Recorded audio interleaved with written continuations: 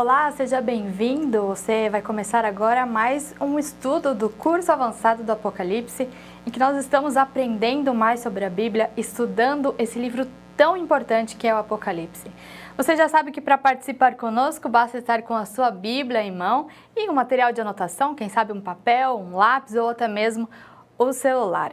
Nós estamos estudando, já vamos para o capítulo número 2 dessa semana, mas você sabe que pode acompanhar se você perdeu os outros episódios do curso, eles também estão disponíveis para você assistir, reassistir e compartilhar com os seus amigos também. Bom, nos acompanha o Felipe Lemos, que é jornalista e tem se dedicado a estudar as profecias, tanto de Apocalipse quanto Daniel, e tem desenvolvido aqui conosco esses temas do Apocalipse. Boa tarde, Felipe, tudo bem? Oi, tudo bom, Liane? Prazer estar aqui novamente, né? Para estudarmos juntos a Palavra de Deus, o livro de Apocalipse. Muito bem. Bom, os nossos amigos talvez estejam reassistindo esse vídeo em outro período, em um outro horário, mas é muito bom você estar aqui conosco, participando desse momento de aprendizagem sobre a Bíblia. Felipe, para começar, vamos fazer uma oração? Vamos orar. Senhor, muito obrigado pela oportunidade que nós temos de, mais uma vez, ao abrir a sua palavra, buscar compreender aquilo que o texto nos traz e aquilo que a revelação do Apocalipse tem para nos ensinar de maneira prática em nossa vida. Esteja conosco nesse estudo, em nome de Jesus. Amém. Felipe, qual que é o ponto-chave para o estudo do capítulo número 2 do Apocalipse? Bom, hoje nós vamos começar as cartas às igrejas, né? Então é muito importante entender o que Deus queria dizer nestas cartas para a igreja local e o que isso tem a ver com a realidade da nossa vida hoje também, né? E nós vamos ver algumas questões históricas, vamos ver algumas questões em relação a advertências, conselhos e até elogios que Deus também dá a essas igrejas e que tem a ver com o crescimento e com o desenvolvimento da fé. Essas cartas que Deus deixou às igrejas, ela começa no capítulo 2, mas na verdade ela se estende ao 3 também. Exatamente, são 7, né? São 7 cartas às igrejas que vão passar nos 2 capítulos. Nós vamos hoje começar, né? Vamos falar pelo menos de 3 cartas para a gente ir conversando bastante, tem bastante conteúdo, então a gente vai procurar trabalhar elas em partes. Então vamos lá, antes do Felipe entrar no conteúdo, eu quero lembrar você que pode participar, deixando aí a sua pergunta, a sua dúvida, o seu comentário, e no final eu retorno para nós conversarmos mais um pouquinho. Até mais, Liane. Muito bem, meus amigos, que bom que você está acompanhando, eu tenho certeza de que você já está tendo um contato mais próximo com a Bíblia, com o livro do Apocalipse e com os demais textos que nos ensinam valiosas lições. Vamos tentar agora falar um pouquinho desta parte, mas antes eu queria fazer uma rápida recapitulação, tá? Em relação aos temas anteriores. Nós vimos no capítulo 1 que fala muito sobre como Cristo intercede e se interessa por nós e foi glorificado. Está no santuário celestial e atua em favor de nós. Perdoa e nos purifica dos pecados. Essa é uma das lições que nós vimos no capítulo 1. Ainda no capítulo 1, nós vimos algo muito interessante, que o Apocalipse apresenta Cristo como aquele que venceu a morte, está vivo e junto de Deus Pai. É eterno e divino. Também foi um ensinamento muito importante presente no capítulo 1. E o capítulo 1 ainda garante que Jesus vai voltar porque Ele nos ama, que é uma certeza ampliada em toda a Bíblia. Então são 3 conceitos importantes que nós vimos. Agora vamos então às 7 cartas às igrejas do Apocalipse. Tem aqui na tela então já um panorama geral dessas cartas: Éfeso, Esmirna, Pérgamo, Tiatira, Sardes, Filadélfia e Laodiceia. Esses números do lado são aproximadamente mais ou menos o período histórico a que se referem essas cartas. Nós vamos entender um pouquinho mais. Essas cartas elas foram escritas realmente para a igreja nestas regiões, mas elas têm uma aplicação adicional que nós podemos compreender, pelo menos é entendido por vários estudiosos do livro, de que essas cartas representam períodos da história da igreja cristã. Então nós vamos fazer esse comparativo, nós vamos conversar um pouquinho sobre esses dois aspectos. Alguns fatos importantes sobre história e contexto. Cartas literais enviadas originalmente aos cristãos que habitavam a Ásia Menor. Igrejas ficavam em cidades prósperas e importantes, inclusive para o Império Romano. Estas cartas foram originalmente reunidas todas em um documento apenas e não separadamente. Havia mais de 7 igrejas cristãs na Ásia. É possível imaginar, portanto, que sejam algo mais simbólico quando nós falamos de cartas às igrejas. Por quê? Porque havia outras igrejas. Nós já falamos disso na introdução ao livro do Apocalipse, nós falamos sobre isso. Então, é muito importante a gente compreender que esse número é muito mais simbólico de cartas às igrejas. Então, por isso que a gente pode entender que existe uma aplicação maior do que simplesmente aquelas igrejas naquele período da história. Entende-se que essas 7 cartas representem, em uma aplicação profética, 7 mensagens específicas relacionadas a períodos da igreja cristã. O número 7 indica plenitude e simboliza o fato de que as mensagens se estendem até o tempo do fim. Há temas predominantes nas menções a cada uma das igrejas, mas alguns cristãos e algumas denominações podem, pelo contrário, ter características de outras igrejas mencionadas em outras cartas. Então, há um intercâmbio de informações. Outra coisa importante é que as 7 cartas falam de algumas coisas que já haviam ocorrido ou estavam em processo de concretização nos dias em que o Apocalipse foi escrito, ou seja, elas já tinham algumas coisas em relação à igreja no primeiro século, que é mais ou menos quando o livro do Apocalipse é finalizado, mais ou menos 95 depois de Cristo, ou seja, dentro do primeiro século da era cristã. Elas cobrem um período histórico que, obviamente, vai partir do início ou primórdios da igreja cristã. A situação das igrejas, no contexto de João, era um tanto precária. Igrejas sofriam por causa dos conflitos com os judeus, e isso tinha consequências. Os judeus eram legalmente aceitos pelos romanos, mas o problema ocorria na tensão com os cristãos. Rapidamente, eu não vou gastar tanto tempo nessa parte histórica, porque a gente vai ter muita conversa sobre isso ainda. Mas é muito importante entender que o cristianismo ele vem na esteira do judaísmo.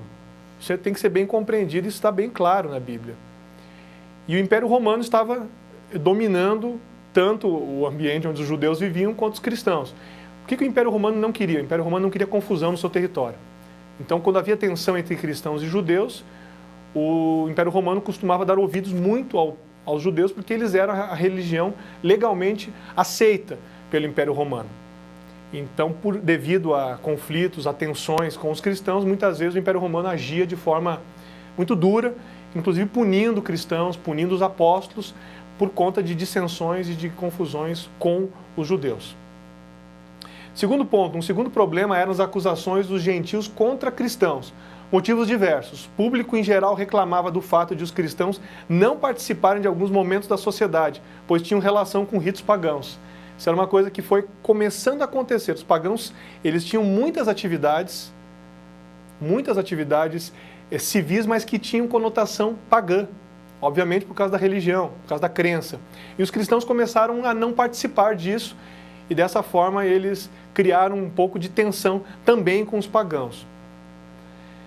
A destruição de Jerusalém no ano 70, perseguições de Nério e o desenvolvimento do culto ao imperador com conotação religiosa e política também. São todos fatos que fazem parte da realidade desse momento em que estão vivendo as 7 cartas as 7 igrejas, né, para as quais as cartas foram enviadas. Então esse é mais ou menos um ambiente histórico. A morte de um cristão chamado Antipas, provavelmente martirizado e executado pelo Império Romano por ser um cristão. O procedimento com Antipas pode ter sido descrito por uma carta escrita pelo governador Plínio ao imperador Trajano. Nessa carta, que talvez tenha relação com Antipas, Plínio vai dizer que realmente a fé cristã crescia e gerava alguns problemas. E isso é muito interessante porque Antipas pode ter sido martirizado no contexto do Império Romano. Então, esse é o ambiente. Eu só estou falando um pouquinho disso para vocês terem uma ideia do ambiente sociocultural histórico em que estavam presentes as cartas às igrejas. O exílio de João também era um problema na época. Eu vou explicar uma coisa aqui que é fruto de algumas leituras. Nem todos os estudiosos de profecias têm certeza sobre o exílio de João em Patmos, mas há uma grande probabilidade de que ele realmente tenha sido exilado. Então pode ser que, se você for aprofundar suas pesquisas, você encontre alguns autores que não vão concordar com isso, mas grande parte concorda que João é exilado em Patmos, e isso acontece no contexto da perseguição do Império Romano. A maioria dos cristãos em Pérgamo, Éfeso e Esmirna eram fiéis a Deus e ao que João os ensinou, mas uma minoria sucumbiu à tentação de se acomodar às influências das suas comunidades. Já em Tiatira, entende-se que já tinha metade fiel e metade flexibilizando.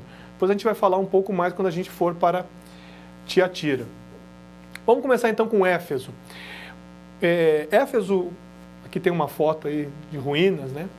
Éfeso representa mais ou menos, né, um período entre 31, na verdade 100, ali está 10, mas é a 100 depois de Cristo, tá?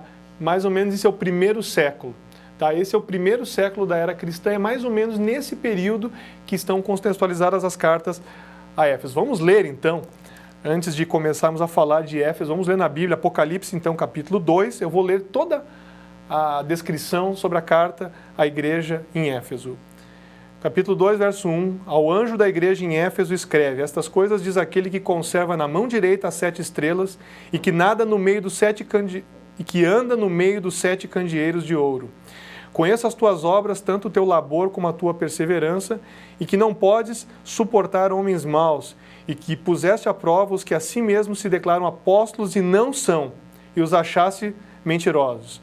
E tens perseverança e suportaste provas por causa do meu nome, não te deixaste esmorecer. Tenho, porém, contra ti que abandonaste o teu primeiro amor. Lembra-te, pois, de onde caíste, arrepende-te e volta à prática das primeiras obras. E se não, venho a ti e moverei do seu lugar o teu candeeiro, caso não te arrependas. Por favor, que odeias as obras dos nicolaítas, as quais eu também odeio. Quem tem ouvidos, ouça o que o Espírito diz às igrejas. Ao vencedor dar-lhe-ei que se alimente da árvore da vida que se encontra no paraíso de Deus. Vamos para cá então. Éfeso, principal cidade da província romana da Ásia, chegou a ser capital com cerca de 250 mil habitantes. Possuía um grande porto de entrada da província, então era uma cidade expressiva. Possuía famosos templos de culto à deusa Diana. Isso está presente na Bíblia. Atos capítulo 19, verso 27. Não vai dar para ler esses textos agora, mas nós podemos depois mencioná-los. O cristianismo deve ter sido pregado ali por volta de 52 depois de Cristo por Paulo. Menção a isso em Atos capítulo 19, versos 1 a 20. Éfeso representa a igreja cristã no primeiro século, caracterizada pelo amor e pela fidelidade ao Evangelho. Onde é que a gente vê uma expressão muito interessante da igreja de Éfeso? Atos capítulo 2. Eu quero ler rapidamente Atos capítulo 2, não vou ler todo o capítulo porque o tempo demanda muito, mas Atos capítulo 2 tem um texto aqui que vale muito a pena, ele representa esse primeiro período da igreja cristã. Principalmente a partir dos versos 42 em diante, você tem algumas afirmações que demonstram como viviam os primeiros cristãos. Verso 42, capítulo 2, verso 42. E perseveravam na doutrina dos apóstolos e na comunhão, no partir do pão e nas orações. Em cada alma havia temor e muitos prodígios e sinais eram feitos por intermédio dos apóstolos. Todos os que creram estavam juntos e tinham tudo em comum.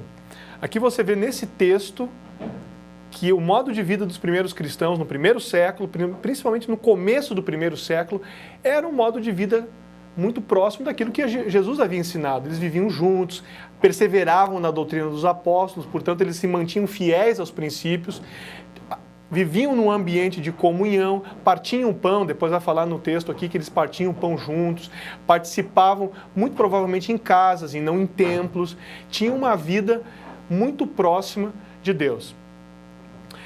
Só que, à medida que nós vamos lendo aqui Apocalipse capítulo 2, principalmente a igreja em Éfeso, nós vamos vendo que existe o quê? uma degradação, digamos assim, uma mudança em relação ao cristianismo. Caiu, no entanto, o cristianismo diante da tentativa de harmonizar o cristianismo puro e simples com o paganismo vigente e ainda forte culturalmente. Aqui eu faço rápido parênteses. O cristianismo ele enfrenta muita dificuldade no começo. Por que ele enfrenta muita dificuldade? Porque ele estava num ambiente pagão e que tinha uma oposição do judaísmo também, de uma parte da liderança do judaísmo, embora muitos judeus tenham se tornado cristãos também, e pagãos igualmente. Nós sabemos do trabalho que Paulo, Silas, Barnabé e outros discípulos fizeram além das fronteiras de Jerusalém. Porém, o cristianismo enfrentava muitas dificuldades com essa influência pagã, com costumes, com alimentação pagã, alimentos ofertados a ídolos que não faziam parte da crença dos cristãos, porque eles eram oferecidos a deuses que os cristãos entendiam que eram a demônios. Então havia uma situação bastante complexa de tensão no começo. Veja que há uma alusão aqui, na primeira carta à igreja em Éfeso, há uma alusão aos nicolaítas, tá?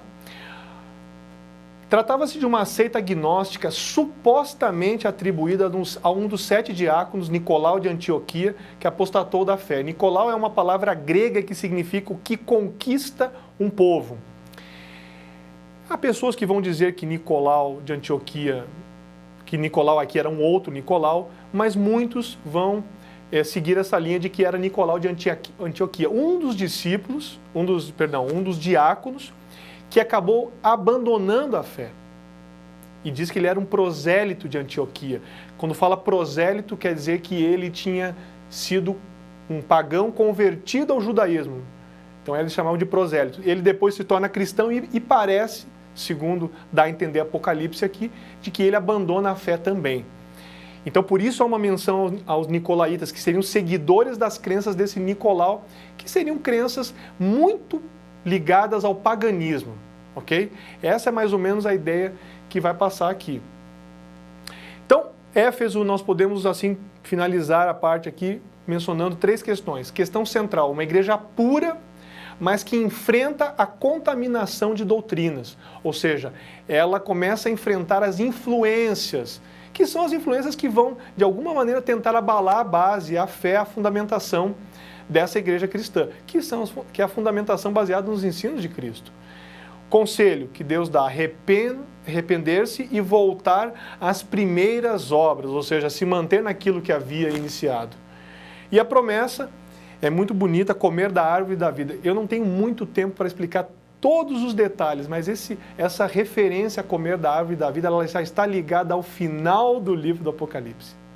Ela tem uma relação direta com as pessoas que, salvas, viverão eternamente na Nova Jerusalém e comerão da árvore da vida.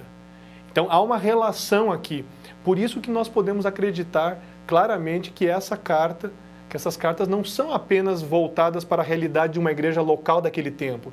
Elas têm uma aplicação que vai um pouquinho mais longe e dizem respeito a períodos da igreja cristã e vão chegar até o nosso tempo. Segunda carta à igreja, vamos ler então, Esmirna, mais ou menos período entre 100 e 313 depois de Cristo.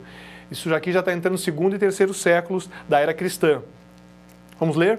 Apocalipse capítulo 2, agora eu leio dos versos 8 em diante. Ao anjo da igreja em Esmirna escreve: estas coisas diz o primeiro e o último. Estão lembrados de primeiro e último, alfa e ômega? Nós falamos num dos estudos sobre que Cristo é o primeiro e o último, ou seja, Ele é eterno. Nele está, tudo é feito nele, tudo é por meio dele. Aqui é uma menção muito importante, até a confirmação de que é Cristo que está aqui nesse contexto. Estas coisas diz o primeiro e o último, que esteve morto e tornou a viver. Jesus vivo, morreu, mas viveu, está vivo. Conheço a tua tribulação, a tua pobreza, mas tu és rico, e a blasfêmia dos que a si mesmos se declaram judeus e não são, sendo antes sinagoga de Satanás. Não temas as coisas que tens de sofrer, eis que o diabo está para lançar em prisão alguns dentre vós, para ser postos à prova e tereis tribulação de 10 dias. Ser fiel até a morte e dar-te-ei a coroa da vida. Quem tem ouvidos, ouça o que o Espírito diz às igrejas. O vencedor de nenhum modo sofrerá dano da segunda morte. Vamos analisar então um pouquinho a carta à igreja a Esmirna, a carta à igreja de Esmirna. Não há registro de quando a igreja foi fundada ali e nem de quem realizou o trabalho. Muitos cristãos morreram neste período ou foram perseguidos por conta da sua fé, mas eram ricos na graça e na fé. Então você começa a perceber que o cristianismo ele passa pela seguinte situação. A primeira leva de perseguição aos cristãos não aconteceu por conta do Império Romano, foi por conta dos judeus. Basta lembrar que Paulo e Silas, por exemplo, quando são levados para ser açoitados numa praça pública em Éfeso, quem leva eles, quem coloca eles nessa situação são judeus, são líderes judeus. Eles são açoitados, eles são presos posteriormente. Então, você vê que a primeira leva de perseguições e digamos assim, de oposição ao cristianismo vem do judaísmo, que não aceita necessariamente de muitos líderes judeus, não são todos, evidentemente, e havia muitos judeus que atendiam a mensagem, claro, do cristianismo. Depois você tem tensões com os pagãos e, mais especificamente, com o Império Romano. E é aqui que a gente entra um pouco nessa questão. Esmirna pode ser entendida como mirra, usada como óleo de unção. A palavra, estou falando da palavra agora, era aromática, uma pomada medicinal para curar feridas e para embalsamar os mortos, como no caso de Jesus. Ingredientes de um bom testemunho.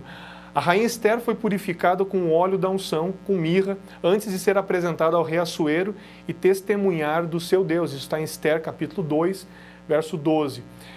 É interessante que a própria palavra Esmirna vai falar de bálsamo para curar feridas. Pode ter uma relação com as perseguições. É uma comparação, meus amigos. É evidente que a gente não pode levar tudo como se tudo tivesse um significado específico para alguma coisa, mas a gente pode compreender que há conceitos até por trás dos nomes destas igrejas. Nada é por acaso quando se trata de uma revelação profética dada por Deus. Há significados que Deus quer que a gente encontre, eles estão na própria palavra, no próprio texto bíblico. Tem uma afirmação de uma escritora chamada Ellen White que diz assim: os membros da igreja de Esmirna podiam ser mortos aqui, mas a vida futura que se lhes daria, nenhum homem lhe poderia tirar, nem Deus o permitiria. Assim não deviam temer os que podiam matar o corpo, nem temer coisa alguma das que haveriam de sofrer, pois a sua existência eterna estava assegurada. Era um período de grande perseguição, mas eles estavam com a sua fé solidificada. Então, o que acontece nesse período de Esmirna? Eu estou aqui controlando, vou ter que diminuir algumas coisas porque existe um tempo, mas eu quero falar algumas coisas importantes. Primeiras perseguições foram dos judeus e seguiram no segundo século. Há os registros de Tertuliano que mostram claramente que houve esse tipo de perseguição. Mas acontece uma perseguição geral e sistemática aos cristãos, realizada então por Décio e Valeriano. E finalmente o auge dessa perseguição sistemática, porque qual é a diferença? Você tinha duas fases. Você tinha uma perseguição dos judeus que não era exatamente sistemática e os judeus não eram um império. Mas depois você tem o quê? A perseguição sistemática do governo, o governo de Diocleciano, o imperador romano. Entre 303 e 313, durante 10 anos, há uma intensificação desta perseguição. Pode ser uma relação, quando fala aqui no texto, vocês leram comigo, verso 10, tereis tribulação de 10 dias, ser fiel até a morte, dar-te-ei a coroa da vida. Esses 10 dias podem ser os 10 anos da perseguição, mas não existe um consenso completo nisso. Nós podemos fazer uma alusão, mas não precisamos nos apegar estritamente a esse número, tá? Esta alusão a que se diziam judeus, provavelmente é uma alusão aos que se diziam servir a Deus. Isso é muito interessante, porque aqui fala que não temas as coisas que tens de sofrer, eis que o diabo está para lançar em prisão algum entre vós, para ser dispostos à prova. Mas antes aqui, conheço a tua tribulação, a tua pobreza e a blasfêmia dos que a si mesmos se declaram judeus e não são. Esses que se declaram judeus e que não são, de alguma maneira, eles combatem o cristianismo, a mensagem cristã. Aqui, na verdade, pode englobar todos os que, de alguma maneira, pareciam acreditar nas coisas de Deus, nos ensinos tais como Cristo deixou, mas não faziam dessa maneira. Por quê? Nós temos, não dá para ler agora, mas nós temos em Romanos capítulo 2, versos 28 e 29, acho que até dá para ler, eu vou tentar ler esse texto para explicar esse conceito. Vamos ler aqui, eu vou explicar qual é o conceito que está aí dentro, que pode estar aí dentro do Apocalipse. Romanos 2, 28 e 29. Quem é judeu? Exatamente na concepção de Deus, principalmente no momento em que os judeus, os judeus como nação, não são as pessoas praticantes do judaísmo. Aqui não está falando de pessoas, está falando de um povo, de uma nação. Então, os judeus como nação, eles vão sistematicamente e persistentemente abandonando os caminhos de Deus e vão deixando de ser aquilo que Deus havia idealizado para eles. Deixam de ser um povo que dá um testemunho. E olha só o que Paulo fala em Romanos capítulo 2, versos 28 e 29, a respeito dessa condição. Porque não é judeu quem é o apenas exteriormente, nem é circuncisão a que é somente na carne. Porém, judeu é aquele que o é interiormente, e circuncisão a que é do coração, no espírito, não segundo a letra, e cujo louvor não procede dos homens, mas de Deus. Aqui Paulo deixa claro que a condição de judeu era muito mais ligada à questão espiritual de aceitar a mensagem de Deus. E a mensagem de Deus era qual? Salvação em Jesus Cristo. É qual? Salvação por meio de Jesus Cristo. No momento que a nação não aceita mais isso, ela deixa de ser, digamos assim, uma representação fiel daquilo que Deus queria. Então, essa pode ser uma menção aqui em Apocalipse. Aqui nós temos um vídeo, não sei se está com áudio. Aqui mostra um pouco do que eram as perseguições. Isso aqui é um trecho bem curto, eu vou passar só para dar uma ideia de como é que eram as perseguições.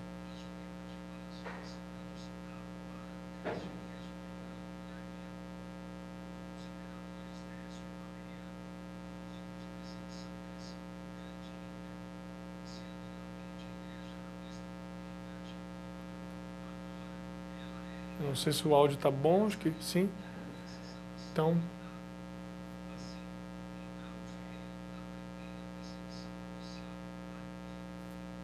Ok. Primeira... Aqui não vou passar o vídeo todo, mas aqui é para vocês terem uma ideia. Depois quem entrar no site apocalipse.com vai ter acesso a esse vídeo, a essa apresentação completa. Aqui é só para mostrar que há uma primeira perseguição sistemática. E vocês viram, isso aqui é um documentário não bíblico. É um documentário comum que confirma exatamente aquilo que o Apocalipse vai trazendo, uma perseguição, um período de perseguição na segunda carta, no período de Esmirna. A parte final do período é apontada como o Edito de Milão, mais ou menos publicado em 13 de junho de 313. O que acontece em 313? O cristianismo sai a partir daí da ilegalidade e passa a ser tolerado durante o império de Constantino o Grande. E há um acordo entre Constantino e Licínio. Rapidamente, vamos lá. Período de Éfeso, período em que a igreja cresce, pura, mantendo seus princípios básicos, fundamentais, solidificados na palavra de Deus, nos ensinos de Jesus. Mas, gradativamente, ela passa, uma segunda fase, em Esmirna, ela passa por um período severo de perseguições, de provações, mas se mantém firme. Os cristãos, de maneira geral, se mantêm firmes. Só que agora começa a haver uma mudança de rumos no cristianismo. Pelo menos é isso que Apocalipse vai dar a entender, principalmente, vai começar a falar disso nas cartas às igrejas e vai reforçar depois no estudo dos selos, e aí, inclusive, vamos ter menções disso nas trombetas, mas isso é assunto para outras semanas. Vamos devagar, hoje nós estamos falando das cartas. O que acontece aí? Agora eu vou falar um pouquinho de história, tá? Aguentem firme aqui porque tem que dar um contexto, senão fica meio solto, né? Parecendo, o que acontece? Por que 313 é uma data importante? Vamos então entender. Por que esse século ali é importante? Aqui é tudo imperador romano, tá? Depois da morte de Galério, em 311, 4 imperadores disputam o poder. Constantino, vamos olhando os nomes aí, Maximino Daia, Maxêncio e Licínio em Roma. era a chamada tetrarquia. Não vou ficar entrando em detalhes do sistema de governo romano, porque gasta muito tempo nisso. É a chamada tetrarquia idealizada por Diocleciano. Basicamente, era todo o império governado por 2 Augustos e 2 Césares. Mais ou menos o seguinte, tinha 2 imperadores sêniores e 2 juniores, né? Aqui depois eu vou olhar, daí não é governador, é governado, tá? Depois que for a versão final para vocês vai estar tudo certinho, tudo corrigidinho. Então o que acontece? Você tem um sistema em que os imperadores romanos estavam dividindo o poder uns com os outros. Só que assim, a gente pode pensar no primeiro momento, então eles fizeram um acordo, ficou tudo numa boa. Não, eles se odiavam, tá? Eles se odiavam, eles queriam, e o ódio um pelo outro não era expresso apenas num desagrado. Eles tentavam o quê? Tomar o poder um do outro, matando o outro. É assim que funcionavam os impérios, tá? Licínio e Maximino se enfrentavam no Oriente, enquanto Constantino e Maxêncio no Ocidente. Licínio e Maximino fizeram um acordo. Em 313, Licínio casa-se com a meia-irmã de Constantino, Flávia Júlia Constantina, e tiveram um filho chamado Licínio II. Voltou-se então contra Maximino Daia, derrotando no mesmo ano. Mas o que interessa para nós é que o Oriente voltou a ter um único senhor. Com a derrota e morte de Maxêncio em 312 no Ocidente, nova aliança é estabelecida entre Constantino e Licínio. Constantino era um imperador muito forte. O que acontece? Ele alega ter se convertido ao cristianismo. Isso ocorre no contexto de uma batalha da Ponte Mívia, em 28 de outubro de 312, perto de Roma. Essa vitória foi atribuída ao Deus cristão. Então Constantino era um imperador pagão, que tinha interesses de aumentar o seu poder, que tinha inimigos muito próximos dele, e ele então começa a conquistar. E o que acontece? Ele, em dado momento, vai dizer, segundo a tradição, que sonhou com uma cruz onde estava escrito, em latim, a inscrição, in hoc signo vinces, ou seja, com este sinal vencerás. E ele mandou que pintasse uma cruz nos escudos dos soldados, né, para ser vitoriosa. A sua mãe, Helena, só para constar aqui, ela havia nascido como cristã. Inclusive é considerada pelo catolicismo como Santa Helena. Então o que acontece? Constantino, ele atribui a sua vitória ao Deus dos cristãos. E aí o que acontece? Em 313, já como senhor do Ocidente, Constantino então assina o Edito de Milão, com Licínio, que era o senhor do Oriente. O documento declarava que o Império Romano seria neutro em relação ao credo religioso, acabando oficialmente com toda a perseguição sancionada oficialmente, especialmente ao cristianismo. Então nós temos aqui um cristianismo que se torna legalizado, vamos dizer assim. Então o cristianismo não é mais perseguido a partir de Constantino, a partir desse momento. Ele passa a ser aceito, tolerado. A aplicação do edito fez devolver os lugares de culto e as propriedades confiscadas dos cristãos. O edito deu ao cristianismo e a todas as outras religiões, é importante destacar, o estatuto de legitimidade, comparável com o paganismo do Império Romano e dos seus exércitos. Então, algumas pessoas falam assim, Constantino tornou o cristianismo a religião oficial do Império. Isso não está historicamente correto. O que está correto dizer, o mais correto dizer é, Constantino promulgou ou editou um documento, um edito de tolerância do cristianismo e de todas as outras religiões. Então elas passaram a ser toleradas. Não pense que só existia paganismo, cristianismo e judaísmo, tá? Havia outras crenças. Elas passaram a ser toleradas também no Império Romano. Questão central. Igreja perseguida, mas que começou a se tornar popular no Império. Conselho, não temer as coisas que precisa sofrer. Promessa, não passar pela segunda morte, a morte eterna. A igreja é perseguida, mas ela começa a se tornar popular. A igreja cristã, ela começa a se tornar popular no Império. Essa popularidade, ela vai ter efeitos positivos, institucionais, mas ela vai ter efeitos negativos em relação às crenças, à doutrina, à base dela. Quando algo fica muito grande, o movimento fica muito extenso, amplia, e principalmente quando ele entra junto com o poder, ele começa a ter mudanças, ele fica descaracterizado, principalmente em relação ao que ele era no passado e como originalmente Jesus, digamos assim, ensinou. Vamos avançar. Eu não sei se nós vamos conseguir avançar dentro do tempo, mas vamos tentar. Vamos falar agora de Pérgamo. Pérgamo é o período, então, em que esse cristianismo já está mais popular, 313 a 538 depois de Cristo. Pérgamo se destacou em 29 por ser o local do primeiro culto a um imperador vivo, templo construído para a deusa Roma e imperador Augusto. Então você já começa a ver que existe um culto ao imperador, eu falei disso no começo.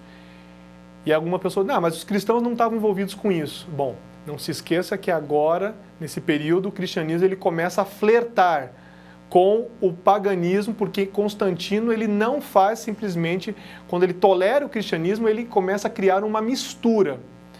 A religião está misturada com o poder, e o poder é pagão, mas a religião cristã não é. Então há uma mescla, uma mistura que vai descaracterizando o cristianismo. Pérgamo era um centro de adoração ao imperador, por isso tinha muitos templos pagãos.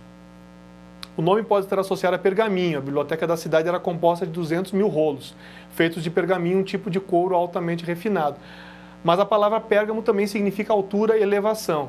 Foi um período em que os verdadeiros servos de Deus tiveram de lutar contra um espírito de política, orgulho e popularidade mundanos entre os professos seguidores de Cristo e contra as terríveis operações do mistério da iniquidade, que finalmente resultaram no completo desenvolvimento do homem do pecado.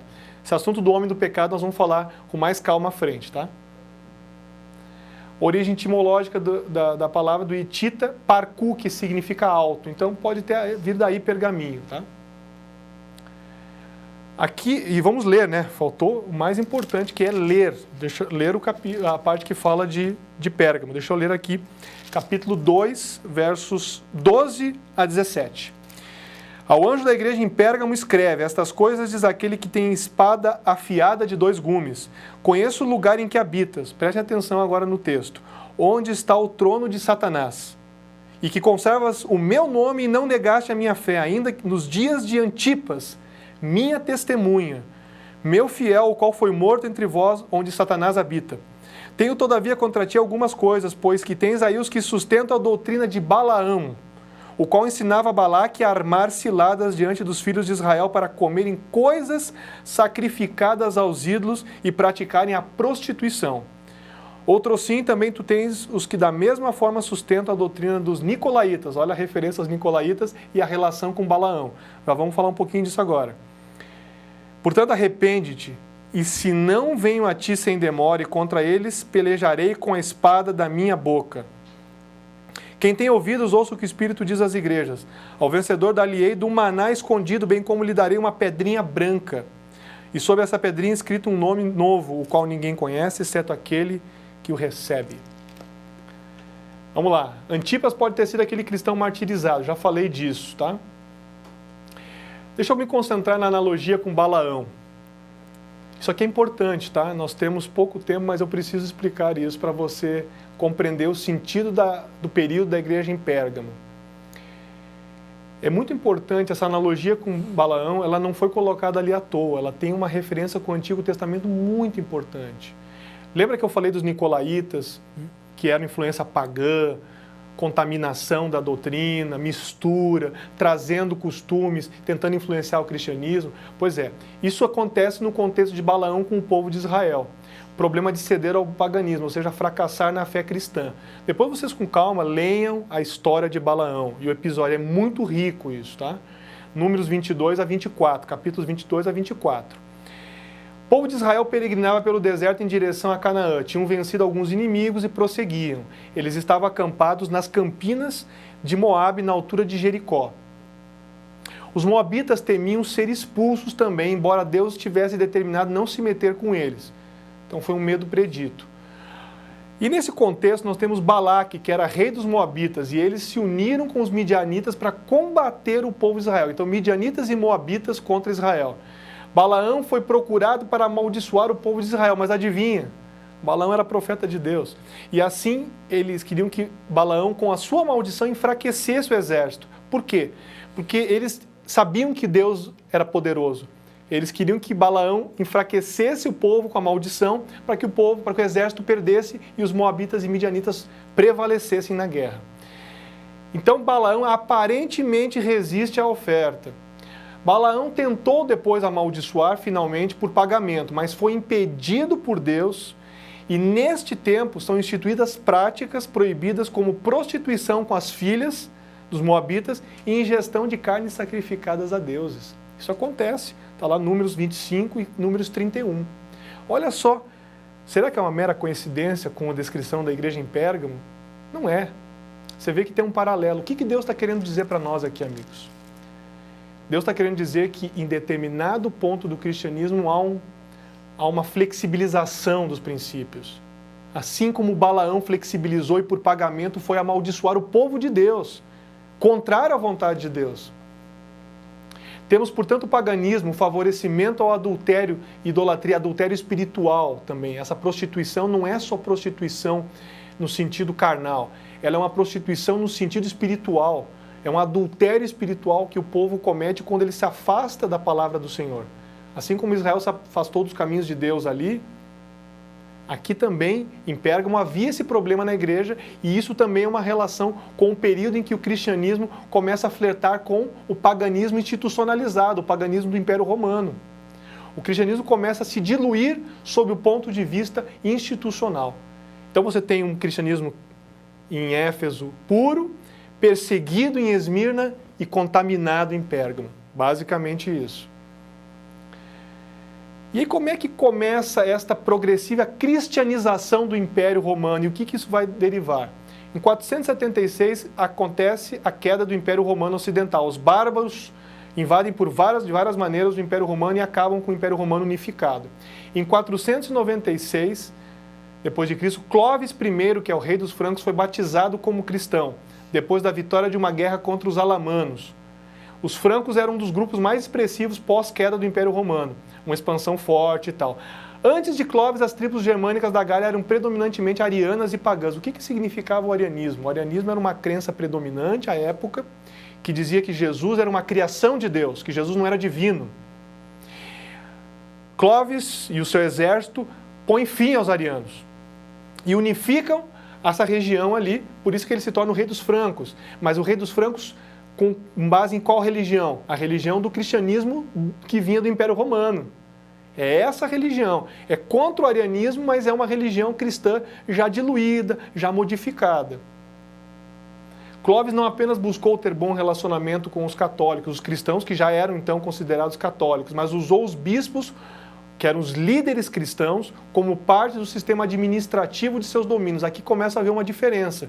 Você consegue perceber que os bispos na primeiro século da era cristã, eles eram líderes deixados pelos primeiros apóstolos em várias regiões onde eles pregavam a mensagem de Cristo, mas não tinham relação direta com o poder do Estado. Aqui nesse contexto de Clovis, eles já estão interligados com o poder do Estado. Isso muda a condição deles, muda o trabalho e a atuação deles. Os bispos se tornaram líderes políticos com suas comunidades, falam inclusive das leis sálicas, e conselheiros do rei. O rei adquiria influência política tanto em assuntos eclesiásticos como na nomeação de bispos e teve que implementar as regras propostas pelos bispos. Bispos e reis trabalharam juntos para o benefício da igreja e do Estado. Parece uma coisa boa, igreja e Estado juntos com o cristianismo, só que você tem que lembrar que esse cristianismo já está com influência pagã. E, portanto, ele não é aquele cristianismo original, aquilo que Jesus deixou aos discípulos e por fim foi passando. Há uma diferença aí. Em 508, a Guerra de Clovis e a vitória final sobre os visigodos arianos representam um passo importante em prover um exército efetivo para a Igreja Católica Romana punir os assim chamados hereges. Então, tem a força política, tem a força do exército contra aqueles que não ficavam de acordo com o cristianismo do Estado, com a religião do Estado, que era cristã. Mas você tem que lembrar que havia cristãos que não concordavam com isso, porque eles queriam se manter o quê? Fiéis aos princípios de Cristo. E aí, em 533, vem um decreto de Justiniano que prepara o caminho para a supremacia papal. O que é supremacia papal? Por que Papa? se havia vários bispos. De onde é que vem isso? Afinal de contas, o cristianismo estatizado, vamos colocar assim, o cristianismo ligado com o poder de Estado, ele começa a ter, a mudar um pouco até a forma de administração originalmente que a igreja tinha. Então o bispo de Roma, por exemplo, cresce, se torna maior e domina e tem uma ascendência sobre os demais, até o ponto de que os chamam de Papa. O que acontece? Entre 313 e 590, o bispo romano passou a ser reconhecido como o primeiro entre os iguais. Isso não é eu que estou falando, são documentos que existem históricos sobre isso. Depois vocês podem consultar as fontes que eu deixo no final dessa apresentação. Isso se deu com a ascensão de Leão I ao trono episcopal em 440 depois de Cristo. Veja que é um período ainda quinto século e tal. E aí o que acontece? As ações de Justiniano demonstraram o entendimento comum de que a prosperidade e unidade do império eram dependentes da aprovação de Deus ou dos deuses. E a primeira medida de Justiniano é integrar plenamente a religião como parte do Estado. Tá? Aqui tem algumas outras evidências, vou passar. E finalmente, em 538, o decreto de Justiniano, que dá poder e dá supremacia a esse bispo de Roma, a esse sistema diferente, ele acontece por quê? A publicação do seu código em 534, Justiniano definiu o direito canônico como lei imperial e estabeleceu a supremacia do Papa sobre o mundo cristão católico. No entanto, isso só entrou em vigor após 538, quando Justiniano reconheceu oficialmente a Itália como parte do Império e Vigílios, tendo sido reconhecido pelo Império e clero como Papa, começou uma campanha contra a liderança gótica que era contrária à parte do Senado, ainda apoiando os godos. Então, quando houve um momento político propício, isso vocês não precisam guardar todas essas informações, porque precisam saber que em 538 há um marco importante. A supremacia desse sistema papal começa a ter força. Ok? E aí a gente vai chegando ao final aqui. O que a gente aprende de Pérgamo? Conselho, né? Arrepender-se para não ser julgado por Cristo com a espada da sua boca ou a espada de dois gumes. O vencedor comerá, né, uma promessa, o vencedor comerá o maná escondido, referência a Jesus, né? Esse maná escondido é uma relação direta com Jesus. Receberá uma pedrinha branca com um novo nome que ninguém conhece, um nome novo. Na Bíblia, o nome geralmente representa o seu caráter. Isso aqui é importante, tá? Esse versículo promete um novo nome para o cristão, isto é, um caráter novo e diferente. Qual era o grande problema do cristianismo que estava flexibilizando com o paganismo? Era o caráter. O caráter estava mudando. Olha que interessante que não é à toa que no final a promessa aos que se mantêm fiéis é de que eles recebem um nome novo ou um caráter novo e diferente, modelado com base no de Deus. Resumo de hoje.